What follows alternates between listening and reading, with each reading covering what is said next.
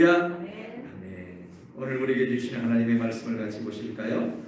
역대하 7장 12절부터 20절까지의 말씀입니다. 제가 읽어드리도록 하겠습니다.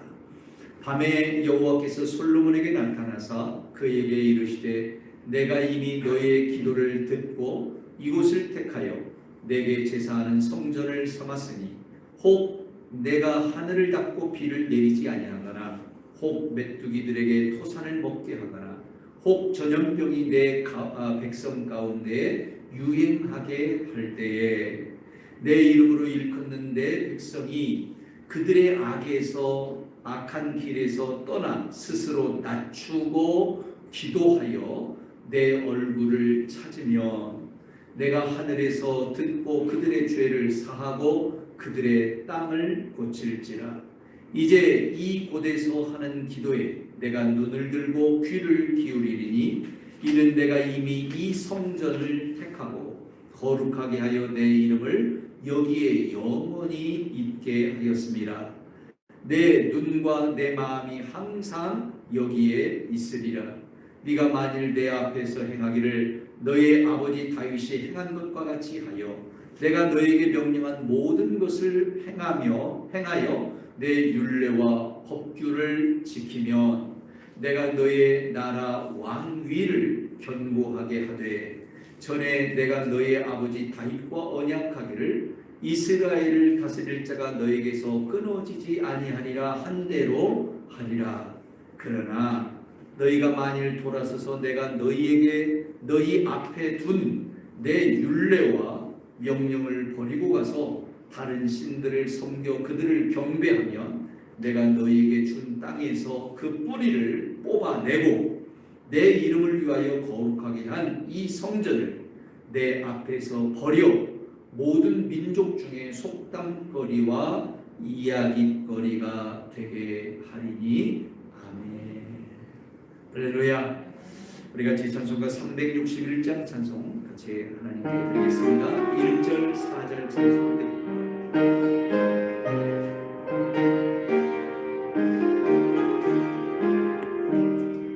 기도하는 이 시간 주께 무릎 꿇고 우리 구세주 앞에다 나오네.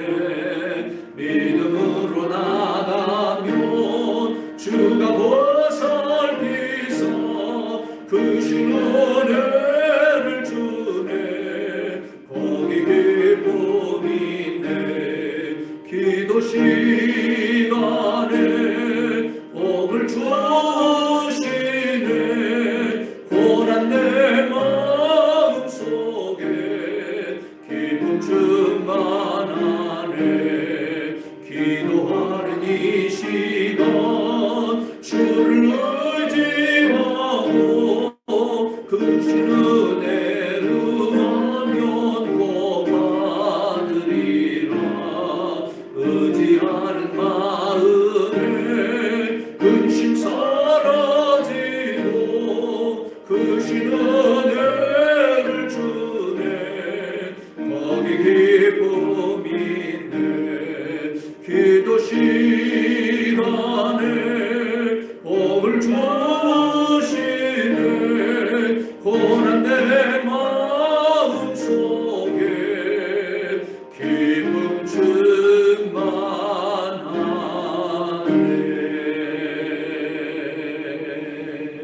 오직 예수님, 예수 그리스도의 은혜와 평강이 있을지어다. 아멘.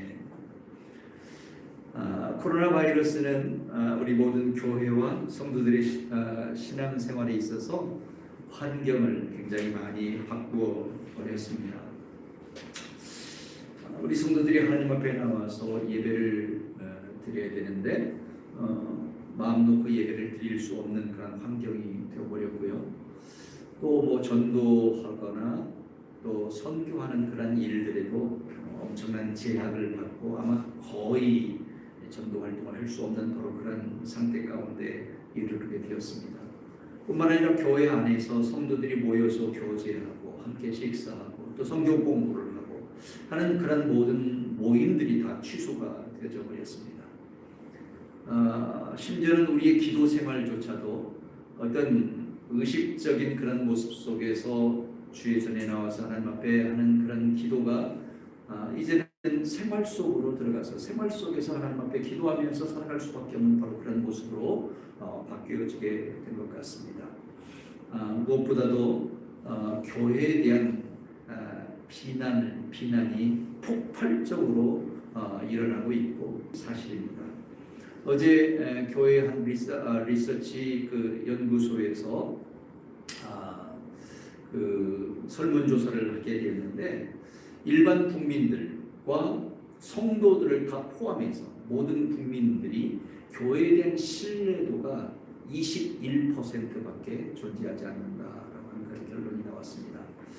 21%라고 한다면 사실 한국 교회에 있는 성도들의 숫자보다도 거의 이렇게 비슷한 숫자. 그러니까 교회를 다니지 않는 분들, 불신자들의 경우에는 거의 100%가 교회를 신뢰할 수 없다라고 하는 바로 그런 결과가 이렇게 나와 있는 그런 모습이 아닐까 그런 생각을 해보게 됩니다. 작년 이맘때쯤에서 이런 여론조사가 같은 그런 문항으로 있었는데 그때는 32% 정도 그렇게 되어져 있었는데 올해 21%로 떨어졌으니까요. 이 코로나 바이러스 1년의 기간을 지나면서 교회가 정말 많은 국민들 앞에, 많은 사람들 앞에 제 역할을 해내지 못했다. 오히려 코로나 바이러스의 감염과 확산에 그렇게 여러 가지 많은 그런 보도들을 통해서 국민들의 마음을 더 힘들게 하지 않았나 하는 그런 생각을 해보게 됩니다. 어쩌면 이런 와중에 하나님의 왕국과 하나님을 향한 우리의 신앙이 우리들 안에서도 점차 퇴색되어지고 또 세상이 요구하는 어떤 입맛으로 변질되어져 버리지는 않을까라고 하는 그런 우려가 우리의 마음속에 드는 것도 사실입니다. 지난 3일에 새로 당선된 의원들로 구성된 제117차 미국 연방하원이 개원을 하게 되었습니다. 보통 상원이나 하원, 미국에서는 국회가 열리게 되면 이 국회 열리기에 앞서서 제일 먼저 하는 순서가 있어요. 그것은 바로 하나님 앞에 나라와 민족을 위해서 기도하는 바로 그러한 순서예요.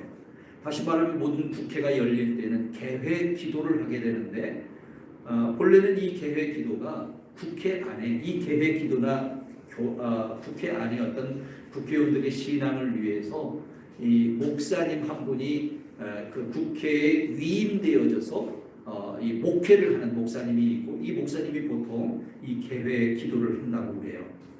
그런데 올해 3월달 하원 그 국회가 개원되어지는 그런 현장에서 당시의 의장이었던 낸시 펠로시라고 하는 그런 의장이 미주리 출신이고 아프리카계인 이뉴마일 클로버라고 하는 그런 의원에게 이 기도를 부탁을 하게 됩니다. 그러니까 목사님이 국회를 전담하고 있는 목사님이 기도를 해야 되는데 목사님 대신 한 의원에게 이 기도를 시킨 거예요. 근데 이 클로버 의원은 세인트 바울 신학교를 졸업한 목사입니다. 특별히 이분은 연합감리교회의 안수 목사로 활동했고 한 10여 년간에 걸쳐서 정계에 발을 들여서 하원 의원을 여러 차례 그렇게 했던 바로 그런 의원이기도 하죠. 그런데 이 클로버 의원이 한 기도가 한 2분 정도의 짧은 기도문이었는데 이 기도의 내용 속에 아주 독특한 그런 내용들이 있어서 제가 여러분들에게 좀 소개해 드리려고 해요. 이 기도의 내용을 보면 우리는 기도를 마치고 이제 보통 우리가 예수님의 이름으로 기도합니다 그러지 않습니까? 그런데 그렇게 기도하는 장면에서 이 목사입니다. 목사이고 국회의원, 하원 의원입니다. 그런데 이 사람이 기도를 2분 정도 짧게 하고 마지막으로 예수님의 이름으로 기도합니다 하는 그런 부분에서 뭐라고 했냐면 우리는 이것을 일신교의 하나님 그리고 브라만, 그리고 많은 다른 신앙에 의해서 많은 이름으로 알려진 하느님의 이름으로 구합니다. 그리고 에이멘, 그리고 에우먼 이렇게 기도를 했어요.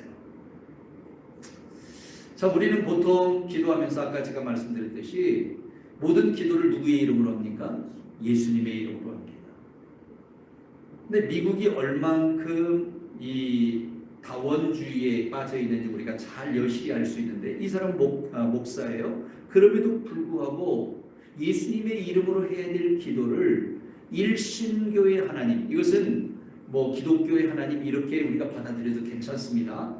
그런데 이 기독교의 하나님의 이름으로 기도합니다, 이것만 하지 않고 브라만, 이 브라만은 누구냐면 인도의 신이에요.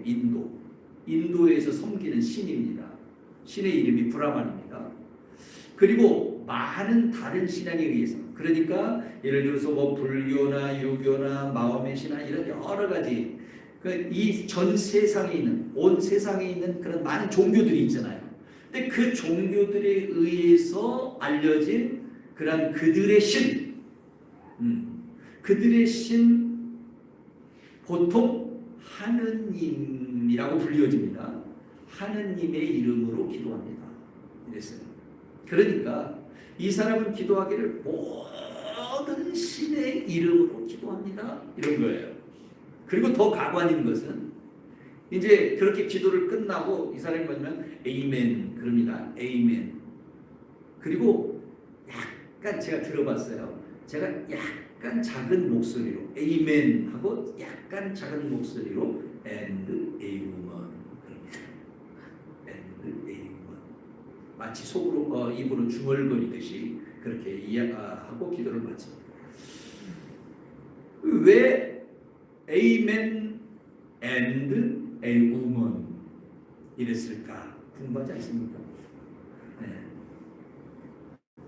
이 사람의 주장은 이거였어요. 아멘 할 때 이 아멘이라는 말은 기독교에서 어떻게 쓰이죠? 예, 그렇습니다, 이런 말입니다. 이 말은 히브리어로 에이멘라고 하는 이 말은 예, 그렇습니다, 저도 그렇게 되기를 원합니다, 우리가 다 알고 있는 사실이잖아요. 이것은 아멘이라고 하는 그런 말과 전혀 다릅니다. 예, 전혀 다른 의미예요. 근데 이 사람은 아멘을 어떻게 받아들였냐면 A 한 명의 남성 이렇게 받아들인 거예요. 한 명의 남자 그리고 한 명의 여자. 그러니까 한 명의 남자 하니까 남자만 이야기하기가 좀 그렇잖아요. 그러니까 한 명의 뭘로 이야기했다고요? 여자. 예, 이렇게 했어요. 이게 지금 전 세계에 흐르고 있는 다원주의 종교의 흐름입니다. 그럼 이분은 목사잖아요. 목사면 정당하게 예수님의 이름으로 기도합니다, 아멘! 해야 되는데 목사이면서도 바로 이런 기도가 지금 흘러나오고 있는 바로 그런 시대. 우리는 이런 시대 속에서 지금 살아가고 있다는 것이죠. 여러분, 오늘날 세대주의나 또는 다원주의로 인해서 우상 숭배와 또 성소수자를 보호한다라고 하는 그런 명목으로 어떤 동성애 그리고 성전환이 만연되어져 있는 바로 그런 시대 속에서 정치계, 심지어는 종교계까지 하나님을 대적하여 그렇게 기도하고 하나님을 대적하여서 신앙생활하는 수많은 그런 부류의 사람들이 지금 생겨나고 있다. 어쩌면 이 코로나 바이러스의 시대 속에서 우리 교회들이 정신을 차리고 하나님 앞에 바로 서서 다시 하나님께로 돌아가고 회복된 그런 신앙의 모습을 이루어야 됨에도 불구하고 오히려 이 시대 속에서 회개하기는커녕 오히려 세속적이고 세태주의적인 그런 모습 속으로 빠져 들어가고 있다라고 하는 것들을 오늘 우리는 탄식하면서 하나님 앞에 눈물로 기도하지 않을 수 없다라고 하는 사실이에요. 성경이 말하는 믿음과 은혜가 그릇된 그런 편견과 무지 속에서 혼동과 패배와 부패의 길을 걷고 있는 바로 이런 시대 속에서 오늘 주님은 우리에게 이런 말씀을 하세요. 내 이름으로 일컫는 내 백성이, 너희는 바로 내 이름으로 일컬어지는 내 백성이다라고 말씀하시면서 오늘 우리에게 주시고자 하는 메시지를 주님이 우리에게 선포하고 계시는데요. 오늘 이 본문의 말씀의 내용을 보면 솔로몬이 하나님 앞에 성전을 건축하고 하나님 앞에 그 성전을 봉헌하게 되었을 때에 하나님께서 밤에 이 솔로몬에게 이상 중에 나타나셔서 그에게 하시는 말씀들로 기록되어지고 있음을 보게 돼요.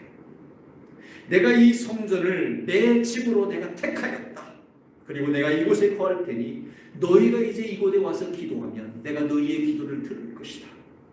너희 가운데 혹 죄와 불의함이 있어서 내가 너희에게 전염병을 주고 여러 가지 많은 고난을 준다 할지라도 너희들이 이곳에 와서 돌이켜 회개하고 기도하면 내가 너희의 기도를 듣고 너희를 회복시켜 주시겠다. 할렐루야.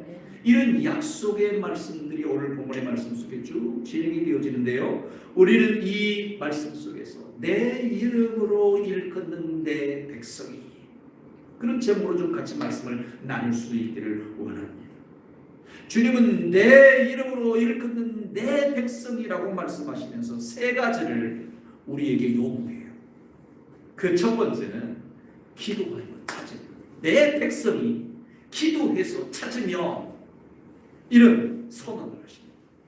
14절 우리 같이 한번 읽어볼까요? 시작. 내 이름으로 일컫는 내 백성이 그들의 악한 길에서 떠나 스스로 낮추고 기도하여 내 얼굴을 찾으면 내가 하늘에서 듣고 그들의 죄를 사하고 그들의 땅을 고칠지라 그랬어요. 사랑하는 성도 여러분, 기도는 하나님을 찾고 하나님을 만나는 통로인 줄로 믿습니다. 그래서 진정성 있는 기도는 하나님의 마음을 움직여 우리로 하여금 하나님을 만나고 하나님과 함께하는 그런 삶을 살게 하는 능력이라는 사실을 여러분 기억하십시오. 그럼 이런 진정성 있는 기도가 되어지기 위해서는 어떤 모습이 되어야 되는가? 성경은 세 가지로 우리에게 이야기를 하는데 첫 번째로는 악한 길에서 떠나야 된다고 말하고 있어요. 너희가 나에게 와서 기도하기를 원하느냐? 악한 길에서 떠나라라고 말합니다. 이 악한 길에서 떠난다고 하는 말은 우리가 죄에서 회개한다는 말, 우리의 죄를 회개한다는 것이죠.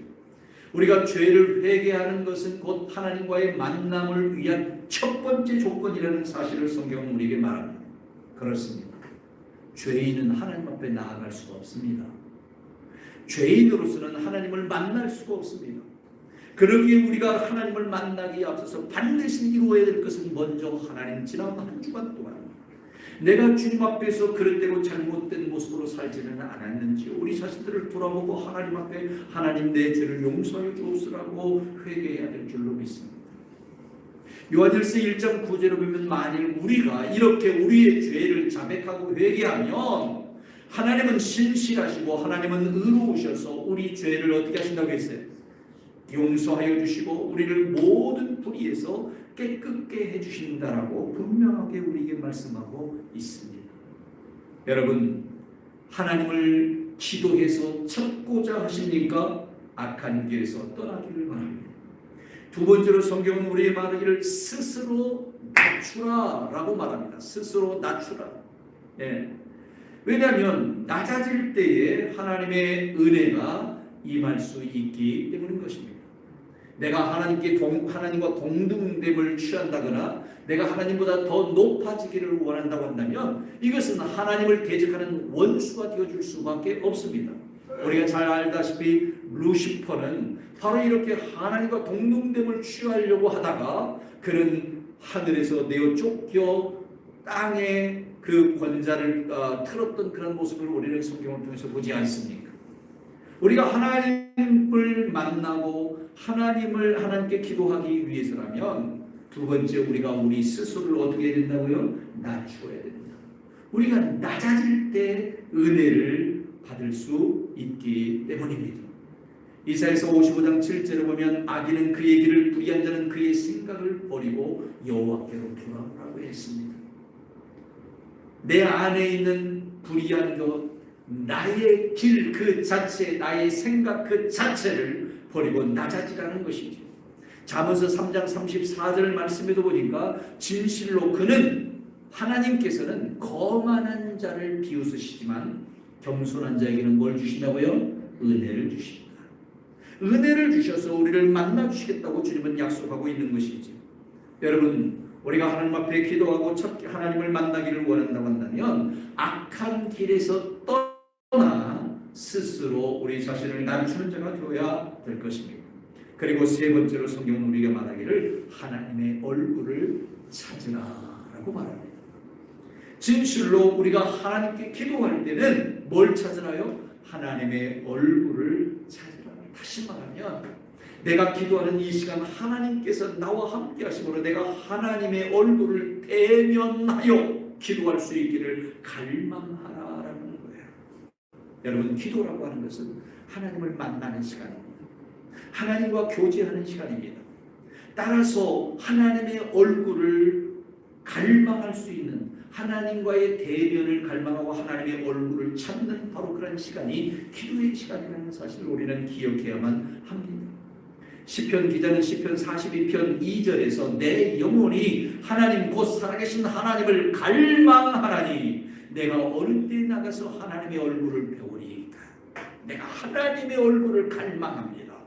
내가 하나님의 얼굴을 대면하여 보기를 원합니다.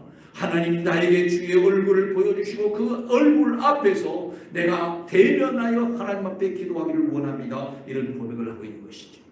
신명기서 4장 29절의 말씀에서도 하나님께서 직접 모세에게 말씀하기를 그러나 네가 거기서 너의 하나님 여호와를 찾게 되리니 만일 마음을 다하고 뜻을 다하여 그를 찾으면 만나리라 라고 말씀하고 있어요. 우리가 하나님의 얼굴을 찾으면 하나님께서 우리와 대면하여 주시는 줄로 믿습니다. 그리고 우리의 기도를 들어 연락하시고 응답하시는 것을 믿으시기를 주의 이름으로 축원합니다. 이런 주님의 기도의 응답의 약속은 오늘 본문의 말씀 속에서 어떻게 말씀되어지고 있습니까? 오늘 성경에 보니까 내 얼굴을 찾으면 내가 하늘에서 듣고 그랬어요. 우리가 하나님의 얼굴을 찾고 하나님 앞에 기도하면 하나님께서 우리의 기도를 하늘에서 어떻게 하신다고요? 들으신다. 다시 말하면 우리를 감찰하시고 내 마음의 깊은 소원들이 무엇인지를 바라보시며 들으신다는 사실이에요. 역대하 16장 9절에 보면 여호와의 눈은 온 땅을 두루 감찰하신다고 했어요. 그리고 당신의 능력을 베풀어 주신다고 약속하고 있어요. 그렇습니다. 오늘도 하나님은 여러분의 기도를 받으시고 여러분의 기도를 들으시며 여러분들을 감찰하고 계신 것을 믿으시기를 바랍니다. 성경은 또한 본문의 말씀 속에서 약속하기를 내가 하늘에서 듣고 그들의 죄를 사하고 그랬어요. 기도하는 이들의 죄를 어떻게 하신다? 사한다. 하나님 앞에 회개하는 자들의 죄를 사하고 그랬습니다. 여기서 그들의 죄를 사한다라고 하는 말은 그들을 가로막고 있는 모든 장애물을 제거하겠다는 거예요. 다시 말하면 모든 근본 문제를 회복시켜 주겠다는 말이에요. 우리는 하나님 앞에 기도할 때 이렇게 기도하죠. 하나님, 제가 10,000원이 필요한데요. 저에게 10,000원만 주세요. 우리 이렇게 기도합니다. 그러죠? 더더군다나 목사님들이 기도는 구체적으로 하는 것입니다 라고 이야기하니까 더 구체적으로 기도하기 위해서 하나님 나에게는 10,010원이 필요합니다. 그러니 저에게 10,10원만 주십시오. 그렇게 기도하기도 하죠. 그런데 여러분, 그런데 하나님께서 그날 나에게 정말 10,10원을 주시면 이야, 하나님이 나에게 기도를 응답하셨다. 하나님은 남지도 않고 모자라지도 않게 정확하게 나에게 주셨다. 할렐루야! 우리는 하나님 앞에 기도 응답해 주신 그 하나님을 찬양하고 노래합니다. 여러분, 하나님께서는 물론 그렇게 정확하게 응답하실 때도 있습니다. 그러나 하나님께서 우리의 기도를 들으시고 기도를 응답하신다고 하는 말은 이렇게 내가 1,100원을 10,10원을 하나님 앞에 요청했더니 하나님께서 나에게 10,10원을 주셨다 이 말이 아닙니다. 하나님께서 우리의 기도를 응답하셨다고 하는 말은 우리에게 있는 근본 문제를 회복시켰다는 말이에요. 여러분, 내가 10,000원을, 예를 들어서 하나님 내가 10,000원이 필요합니다, 나에게 10,000원을 주십시오라고 이렇게 기도했다고 합시다. 그럼 하나님께서 하늘에서 10,000원짜리 지폐 한 장을 뚝 떨어뜨려가지고 옛다 성모야 너 이거 먹고 떨어져라, 하나님이 그렇게 하신다는 말이 아니죠. 하나님께서는 내가 10,000원을 구할 때 그 10,000원의 문제를 해결할 수 있는 근본적인 문제를 해결해 주신다는 사실을 여러분 믿으시기 바랍니다. 10,000원만 주시고 끝나버린다고 한다면 우리는 또다시 그런 문제에 부딪힐 수 있어요. 그렇잖아요. 오늘은 10,000원인데 내일은 20,000원이 필요할 수 있어요. 모레는 30,000원이 필요합니다. 글패는 100,000원이 필요합니다. 이렇게 우리가 필요한 액수가 점점 늘어날 수 있어요. 그러면 그때마다 하나님께서 10,000원 주시고 20,000원 주시고 30,000원 주시고 5,000원 주시고 100,000원 주시고 그럴까요? 여러분은 그런 하나님을 믿기를 원하십니까? No! 아니지 않습니까? 내가 지금 10,000원이 필요해서 10,000원을 위해서 하나님 앞에 구했다 할지라도 나에게 이 물질의 근본적인 문제를 해결해 주시면 다음에는 그런 문제를 가지고 기도할 필요가 있어요, 없어요? 없잖아요. 그런 문제를 가지고 기도할 필요가 없잖아요. 하나님은 우리의 기도를 들으신다, 하나님이 우리의 기도를 들으신다라고 하는 이 말씀은요 그런 거예요. 여러분, 한국 사람들은 자녀들에게 고기를 줄 때 작은 고기를 준다고 하잖아요. 근데 유대인들은 어떻게 해요? 작은 고기를 주는 게 아니라 고기를 잡는 법을 가르쳐 준다고 하잖아요. 이게 유명한 탈무드 이야기입니다. 보통 사람들은 고기를 달라고 하는 아들에게 고기를 주지만, 그러나 유대인들은 고기 잡는 법을 가르치는 거예요. 여러분, 하나님도 동일하십니다. 하나님은 우리가 하나님 앞에 하나님 나에게 고기를 주세요라고 기도할 때 고기를 주시는 분이 아니라 고기 잡는 법을 가르치는 근본적인 문제를 해결해 주시는 분이라는 사실을 여러분 기억하시기를 바랍니다. 아멘. 아멘. 여러분, 우리가 코로나 이 시대를 살아가고 있는데 코로나 백신은요 사실 근본적인 것이 아니에요. 코로나 백신은 시간이 지나가면 이제 어떻게 돼요? 또 백신을 맞아야 돼요. 여러분, 우리 독감 백신 보통 1년에 한 번씩 맞잖아요. 계속해서 맞아야 되잖아요. 작년에 백신 맞았다고 해서 올해 안 맞는 거 아니잖아요. 그런 것처럼 코로나 백신도 역시 마찬가지입니다. 근데 우리는 거기에 굉장히 목을 매달고 있습니다. 우리는 하나님 앞에 하나님 우리에게서 코로나를 물리쳐 주십시오. 우리가 백신을 개발할 수 있도록 도와주십시오. 이렇게 기도하면 하나님께서는 어떻게 했다는 거예요? 코로나 자체를 사라지게 하겠다. 할렐루야. 이게 하나님의 기도 응답인 것을 믿으시기를 바랍니다. 그러므로 여러분이 어떻게 기도하든지 간에 하나님께서는 그 기도의 근본적인 문제를 해결해 주시는 분이라는 사실을 여러분 믿으시기를 바랍니다. 왜냐하면 하나님께서 그 기도하는 자들을 뭐라고 부르기 때문이에요. 내 이름으로 일컫는 내 백성. 아멘. 오늘 여러분들이 하나님의 이름으로 일컬어지는 하나님의 백성인 것을 믿으십니까? 그 사실을 믿는다면 하나님 앞에 기도하실 수 있기를 바랍니다. 들으시고 응답하여 주실 줄로 믿습니다. 하늘에서 우리의 기도를 듣고 우리의 죄를 사하며 우리의 모든 근본적인 문제를 해결해 주시는 하나님, 그 하나님 앞에 오늘 여러분 기도하기를 주저하지 않는 하나님의 사람들이 되어지기를 주의 이름으로 축원합니다. 우리가 주님의 이름으로 일컬어지는 주의 백성들이 하나님 앞에 기도하고 찾으면 하나님께서는 반드시 따라서 봅시다. 만나주시고 회복시켜 주신다. 한 번만 더 합시다. 우리가 기도하면 하나님은 만나주시고 회복시켜 주신다. 할렐루야. 여러분, 이 사실을 확신하고 믿는 여러분이 되시기를 주님의 이름으로 축원합니다. 오늘 본문의 말씀을 통해서 두 번째, 내 이름으로 일컫는 내 백성이, 그 다음에 뭐라고 했어요? 내 백성이, 한 번 더 반복하고 합시다. 기도하여 찾으면 어떻게 한다고요? 만나고 회복시키겠다. 할렐루야. 두 번째로는 내 이름으로 일컫는 내 백성이 내 율례와 법규를 지켜 행하면, 17절에 보니까 네가 만일 내 앞에서 행하기를 너의 아버지 다윗이 행한 것 같이 하여 내가 너에게 명령한 모든 것을 행하여 내 율례와 법규를 지키면 그랬어요. 사랑하는 성도 여러분, 하나님이 오늘 여러분과 저에게 이렇게 부르십니다. 내 이름으로 일컫는 내 백성아, 그리고 말씀하기를 내 앞에서 행하라. 누구 앞에서 행하라고요? 하나님 앞에서. 우리가 살아가는 삶의 모든 순간순간 누구 앞에서 행하라고요?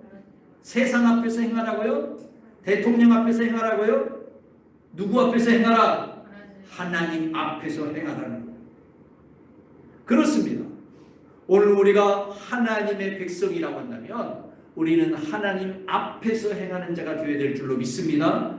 우리가 하나님 앞에서 하나님과 대면하여 서 있는 이 모습을 뭐라고 하죠? 코람데오, 코람데오. 네. 우리 백은 매주마다 찬양하잖아요. 코람데오. 코람데오 주 성령님. 이 코람데오라는 말은 우리가 모든 삶의 순간순간 속에서 누구 앞에서? 하나님 앞에서 행한다라는 말이에요. 그리고 또한 주님은 말하기를 너희가 내 앞에서 행하라. 다윗이 행한 것 같이 행하라는 거예요. 다윗이 행한 것 같이. 우리가 하나님 앞에서 행하는데 누가 행한 것처럼요? 다윗이 행한 것 같이. 그러면 다윗도 사도행전 13장 22절에 다윗은 내 마음에 합한 사람이다 라고 하나님이 말씀하세요. 다시 말하면 다윗은 하나님의 마음에 합한 사람으로 행했다는 거예요.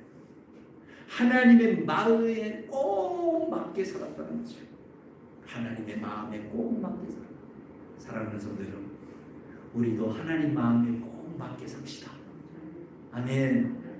하나님이 정말 기뻐하실 모습으로, 하나님이 정말 사랑스러워하실 모습으로 그렇게 우리가 하나님 앞에서 다윗이 행한 것까지 살아가기를 주의 이름으로 축원합니다.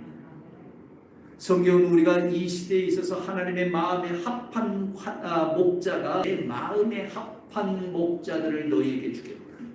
하나님께서는 하나님의 마음에 합한 목자, 다윗과 같은 그런 목자를 너희에게 주리니 그들이 지식과, 여기서 이 지식이라고 하는 것은 하나님을 아는 지식이에요. 배워서 아는 지식이 아니라 어떤 지식이에요? 경험을 통해서 관계적으로 아는 지식이에요. 그 지식과 명철 곧 깨달음으로 너희를 양육하리라 그랬어요. 그러니 지도자들도 하나님 앞에서 다윗과 같이 하나님의 마음에 합한 모습으로 그렇게 살아감을 통해서 하나님과의 깊은 관계 속에서 깨달아지는 바로 그런 것들로 양육하고 성도들을 가르칠 수 있는 바로 그런 모습이 되어야 된다라고 주님은 말씀하고 있음을 보게 되죠. 또한 성경은 우리가 주의 율례와 법규를 지키라라고 말씀하고 있음을 보게 되죠.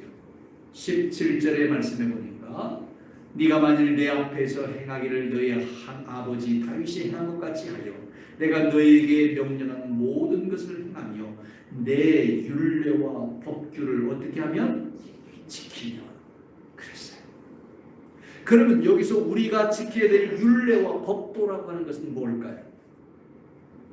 여러분과 제가 지켜야 될 율례와 법도, 그것은 뭐가 있을까요? 첫째로는요, 사랑법이 있어요. 무슨 법이라고요? 사랑법. 따라합시다. 사랑법.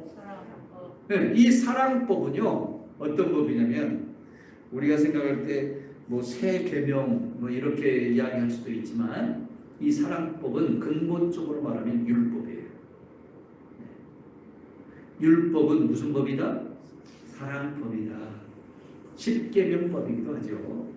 네. 예수님께서는 이 십계명의 말씀을 집약적으로 누가복음 10장 27절과 마태복음 22장 37, 38절에서 이렇게 표현해요.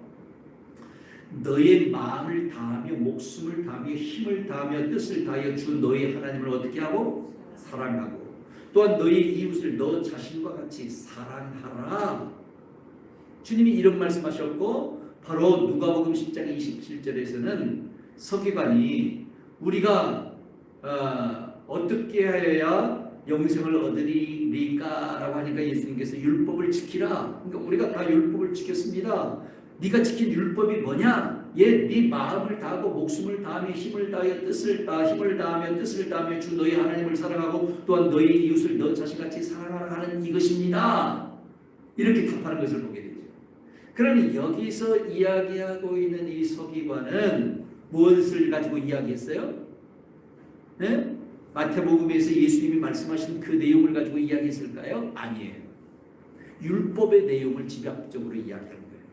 또 예수님께서 또 이 사랑법에 대해서 이야기할 때 율법 10계명을 가지고 이야기한 거예요. 왜냐하면 10계명 중에 1계명부터 4계명은 누구를 사랑하라는 거예요? 하나님을 사랑하라는 거예요. 그 다음에 5계명부터 10계명의 말씀은 누구를 사랑하라는 거예요? 이웃을 사랑하라는 것이죠. 이웃, 너의 이웃. 이것을 신약에 와서 예수님께서는 하나님 사랑과 이웃 사랑으로 말씀하신 거예요. 그래서 예수님은 율법을 폐하기 위해서 오신 분이 아니라 율법을 어떻게 하기 위해서 왔다? 완성시키기 위해서 왔다.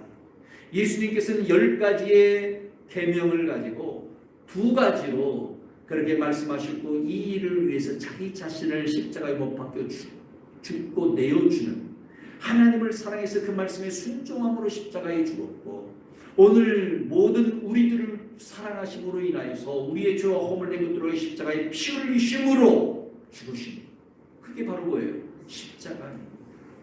그러니까 주님은 이 십자가 안에서 하나님 사랑과 모든 사람들의 사랑을 완성하셨어요. 할렐루야.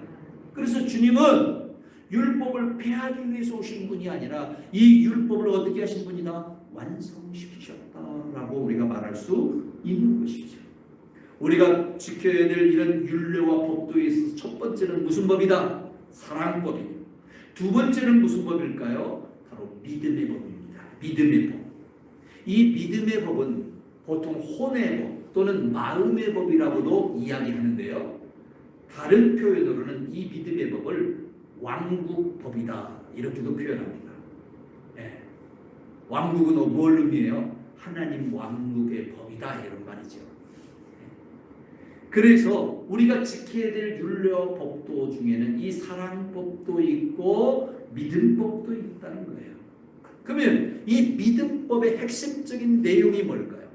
믿음법의 핵심적인 내용을 우리는 산상수훈에서 찾아볼 수 있는데요. 산상수훈 5장을 통해서 주님이 우리에게 가르쳐주시는 결론적인 것이 마태복음 5장 48절이에요. 같이 한번 읽어볼까요? 시작. 아버지의 온전하심과 같이 너희도 온전하라.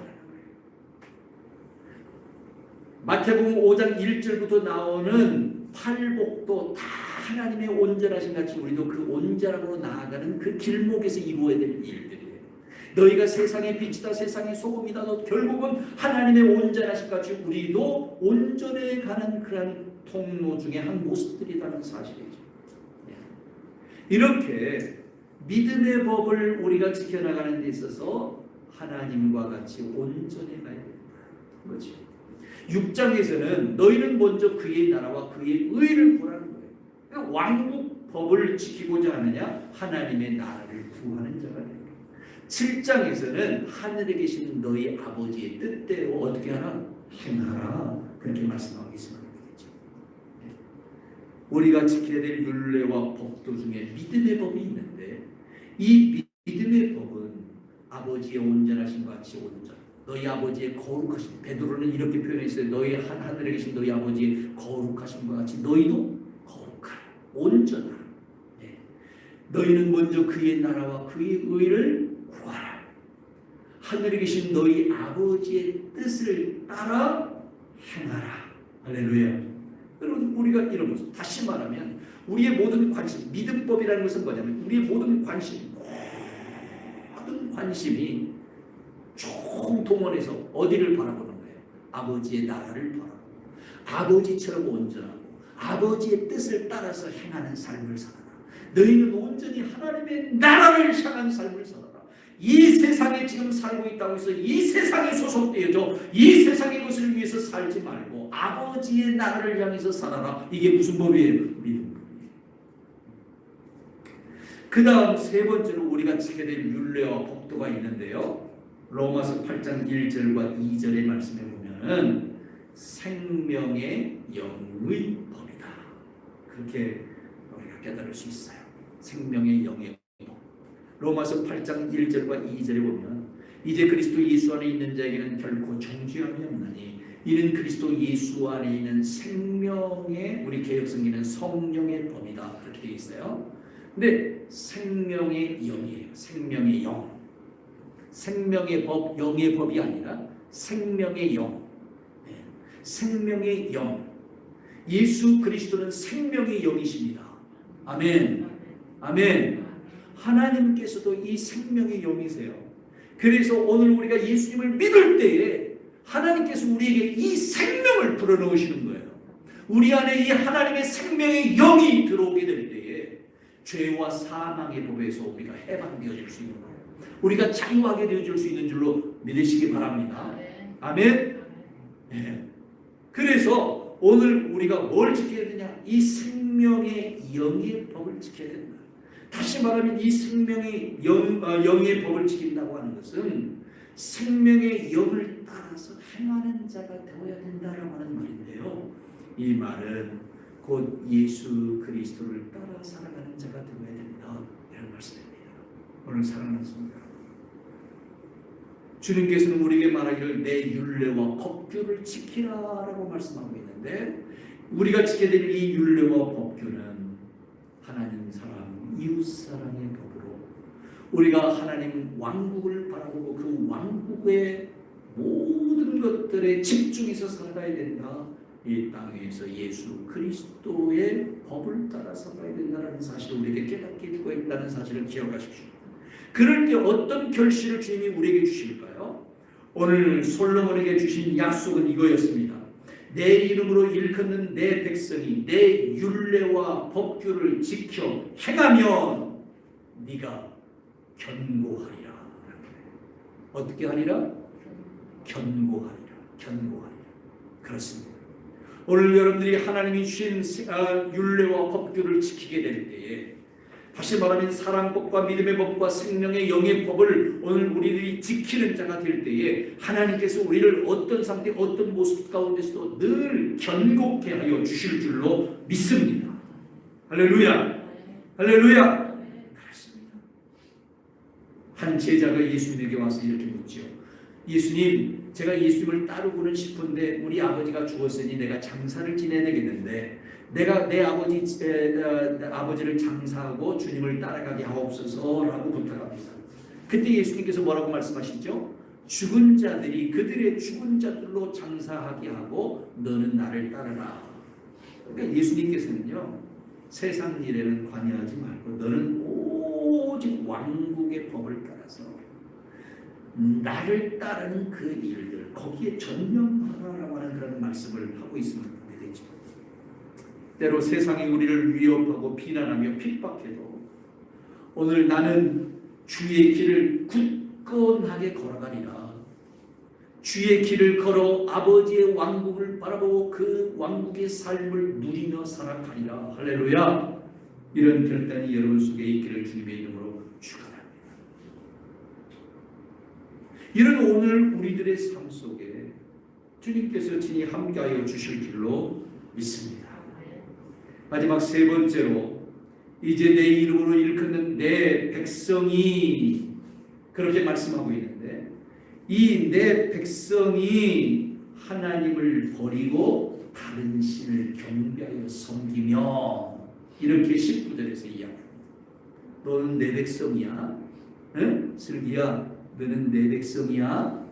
그런데 네가 내 백성이라고 할지라도, 이런 말이에요. 네가 정말 내 백성이라고 할지라도 하나님을 버리고 다른 신을 경배하여 섬기며 어떤 결과가 나타나느냐 이거죠. 성경은 19절에서 말하기를 너희가 만일 돌아서서, 이미 돌아섰다라고 하는 말은 무슨 말이에요? 하나님을 배역했다, 배척했다, 거역했다, 하나님을 등져버렸다, 이런 말 아닙니까? 그렇죠?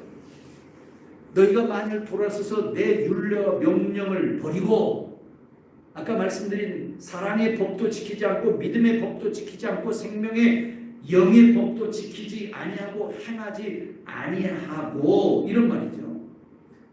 오히려 너희가 다른 신들을 섬겨 경배하며, 이랬어요. 믿는 너희들이, 내 백성이라고 소위 고백하는 너희들이 우상을 숭배하면, 이런 말이에요. 여러분, 여기서 말하는 우상이라는 것은 뭐예요? 피조물들입니다. 피조물. 사람이 피조물을 섬기는 거예요. 그 피조물 중에는 사람도 있어요. 그죠? 피조물 중에는 사람도 있어요. 그래서 자식도 우리가 하나님 사랑하는 것보다 자식을 더 사랑하면 이게 자식이 뭐가 될 수 있어요? 우상이 될 수 있는 거예요. 돈도 피조물이에요. 그래서 우리가 돈을 사랑하는 이것도 뭐예요? 우상이 될 수 있어요. 이런 우상을 헬라어로는 맘몬이라고 해요. 맘몬. 물질의 신, 맘몬. 이것을 섬기면 이것도 우상이 되어진다고 이야기하고 있죠. 여러분, 우리가 뭔 조각상을 부처의 부처상을 만들어 놓고 거기다가 절하는 것만 이게 우상이 아니에요. 어떤 사람은 산이 좋아서 주일날도 막 산에 갑니다. 예배도 안 드리고. 그럼 그 사람은 뭐가 우상이 되어버렸어요? 산이 우상이 되어버렸어요. 어떤 사람은 캠핑이 좋아가지고 주일날이고 뭐고 그냥 예배 드리는 두 번째 쳐놓고 캠핑 갑니다. 캠핑 장소에 가서 온라인 예배 드리면 되지. 여러분, 그럼 그게 뭐가 돼요? 우상이 되는 거예요. 캠핑 우상이 되는 거예요. 모든 우상들은요, 자기를 만족시키기 위한 어디서부터 생길까요? 탐심에서부터 생깁니다. 그래서 골로새서 3장 5절의 말씀에 보면 땅에 있는 지체를 죽이라, 그렇게 말해요. 땅에 있는 지체, 곧 음란과 부정과 사욕과 악한 정욕과 탐심이니 탐심은 우상 숭배니라 라고 말씀합니다.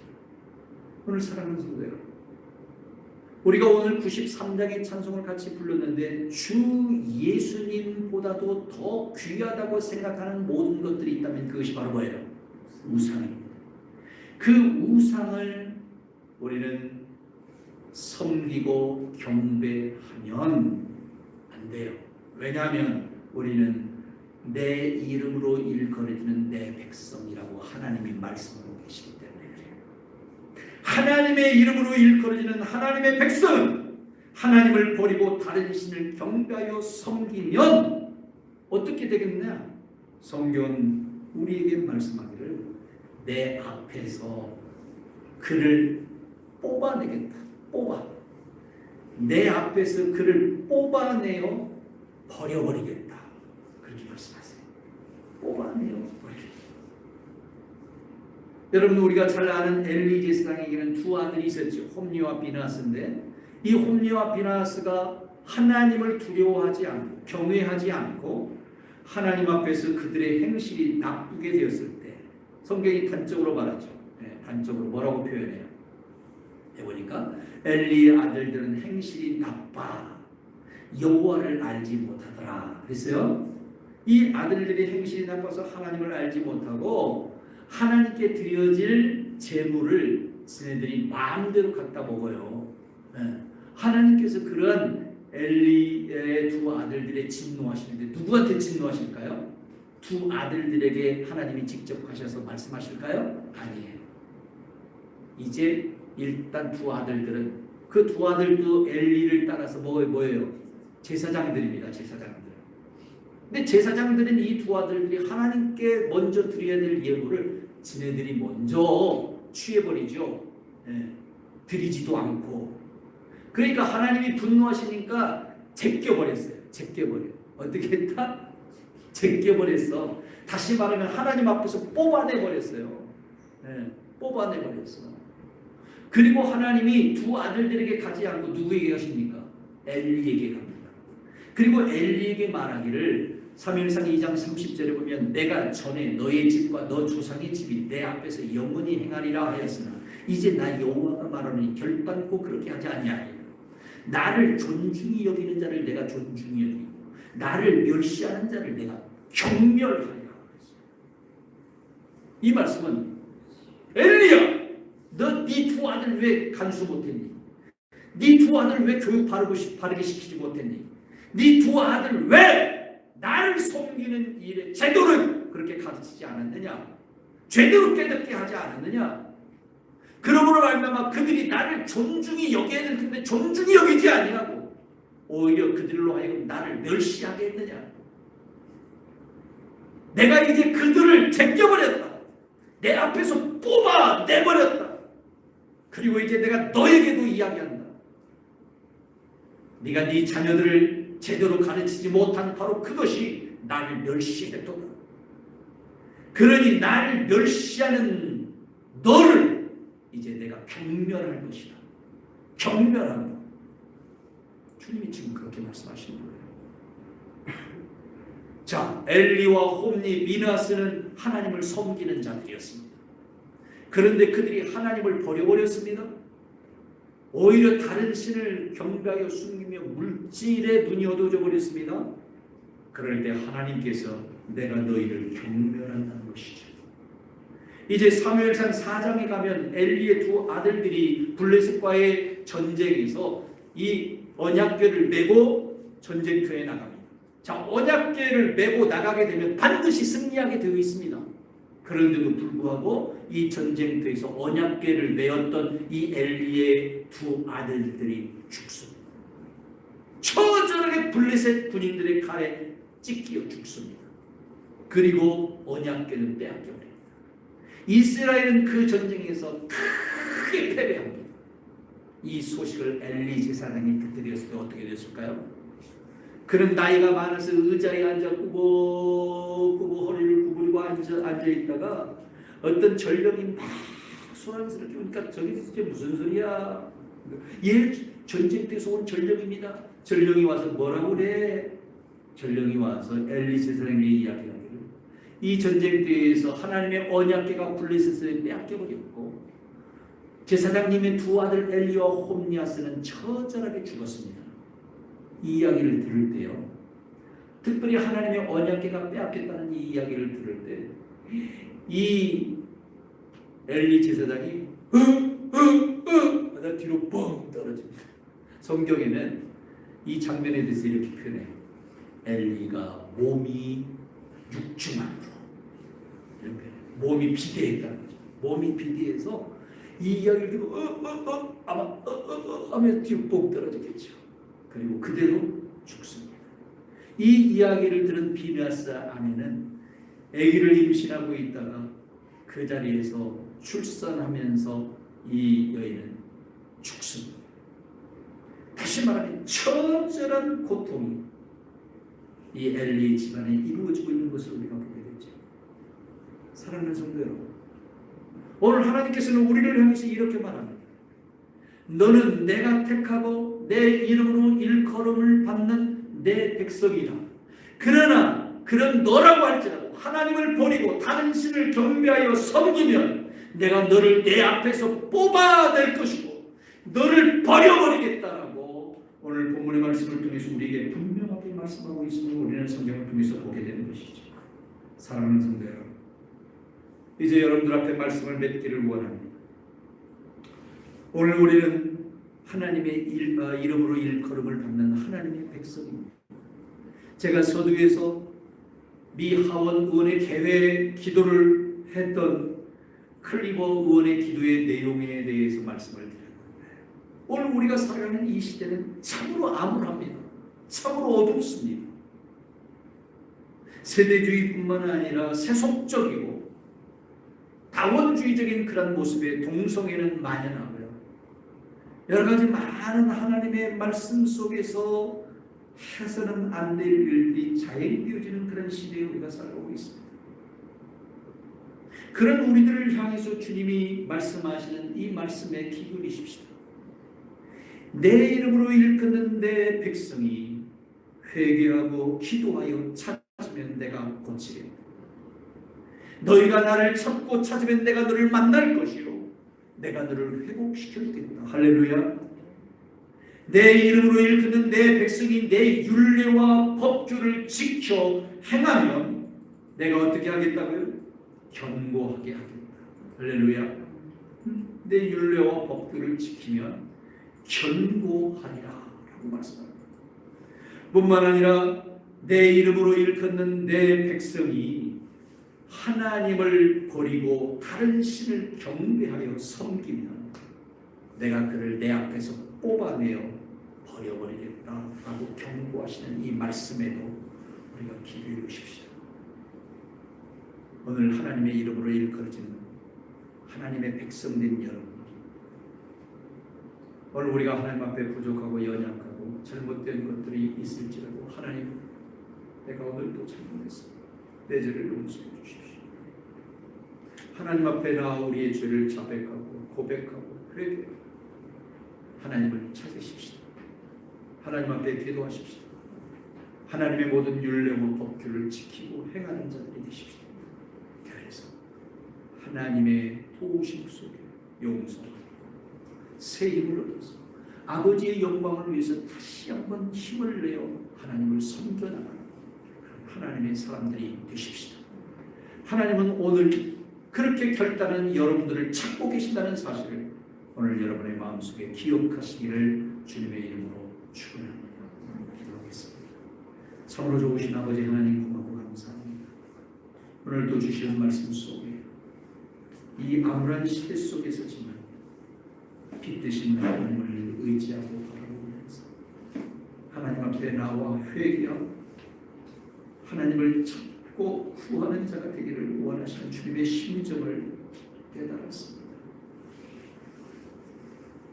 세상은 우리가 세상을 따라 사는 쉬운 길, 넓은 길을 제시하지만 오히려 주님은 오늘 우리가 사랑의 법에 매여 믿음의 법에 매여 생명의 영의 법에 매여 오직 아버지를 바라보고 살아가기를 결단할 것을 주님은 원하고 계심을 주님 저희들이 깨달았습니다. 주님, 우리가 알 수 없는, 알지 못하는 그런 순간순간들 속에서 세상을 사랑하고 세상에 있는 것들을 사랑하는 가운데 하나님을 버리고 우상을 숭배하며 우상을 섬겼던 바로 그런 모습들이 우리 속에 존재하지는 않는지 주님, 그런 우리들의 허물된 것들까지 용서해 주시고 오직 아버지 앞에서 아버지의 택한 자들, 아버지의 백성으로 살아갈 수 있는 오늘 우리들이 될 수 있도록 주님 도와주시옵소서. 예수 그리스도의 이름으로 감사하며 기도드리옵나이다. 아멘. 오직